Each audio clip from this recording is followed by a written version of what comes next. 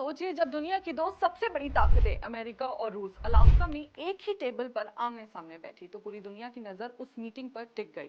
और इंडिया की नजर क्यों अटकी थी? जवाब साफ है, शांति की डिप्लोमेसी और हमारी जेब पर पड़ने वाला सीधा असर। ट्रंप और पुतिन की इस हाई प्रोफाइल मुलाकात के बाद भारत ने पहला बड़ा बयान दिया।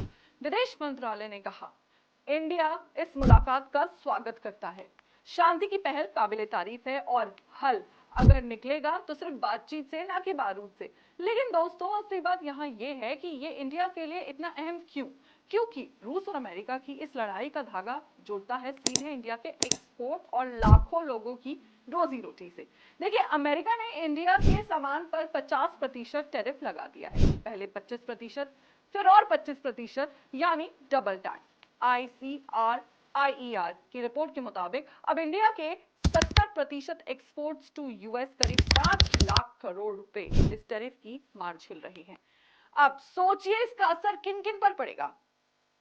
टेक्सटाइल्स और कपड़े, बांग्लादेश, वियतनाम जैसे देश हमसे 30% सस्ते पड़ते हैं। जेम्स और ज्वेलरी करीब 1 लाख करोड़ का एक्सपोर्ट रिस्क में है। श्रिम्प और खेती से जुड़े प्रोडक्ट्स 50% टैरिफ और ऊपर से पहले से ही ड्यूटी। ऑटो पार्ट्स, यहाँ भी नुकसान। ये वही सेक्टर्स हैं जहां लाखों मजदूर काम करते हैं, किसान जुड़े हैं। और दिक्कत यह है कि यूएस का बायर तुरंत किसी और देश के सामान मंगवा सकता है। मतलब इंडिया की बार्गेनिंग पावर कमजोर हो गई है। अब बड़ा सवाल, क्या ये इंडिया के लिए बहुत बड़ी तबाही है? नहीं। रिपोर्ट कहती है कि ये झटका इंडिया की पूरी इकोनॉमी, 323 लाख करोड़ रुपए का सिर्फ 1.56% जीडीपी और 7.38% एक्सपोर्ट्स को प्रभावित करता है। यानी पूरे देश की अर्थव्यवस्था के लिए खतरा नहीं है, लेकिन कुछ सेक्टर्स को बहुत दर्द जरूर होगा। तो अब इंडिया के पास रास्ता क्या है? स्मार्ट नेगोशिएशन, अमेरिका से सुलह की कोशिश, टारगेटेड मदद।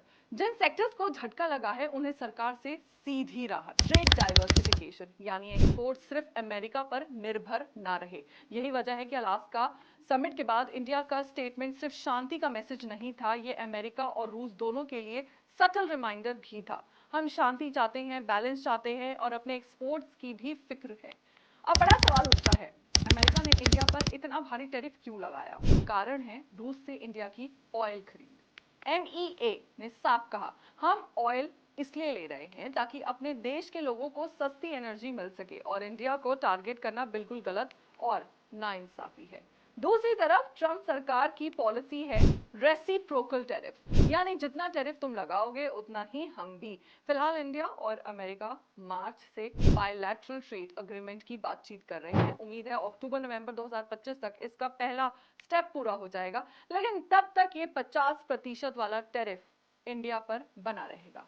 अब बात करते हैं अलास्का समिट की। अगर ट्रंप और पुतिन किसी शांति डील तक पहुंचे तो इंडिया पर यह ट्रेड प्रेशर थोड़ा हल्का हो सकता है, लेकिन सच यह है कि अभी कोई सीज फायर या विड्रॉल नहीं हुआ, बस फोटो खिंच गई है, पर पीस का रोड मैप अभी धुंधला है। तो दोस्तों, अब आपके लिए सवाल है, क्या अलास्का समिट सच में दुनिया में शांति का दरवाजा खोलेगी, या फिर ये भी सिर्फ एक पॉलिटिकल शो था और इंडिया क्या इस बड़े डिप्लोमेटिक गेम में साइलेंट विनर बन सकता है?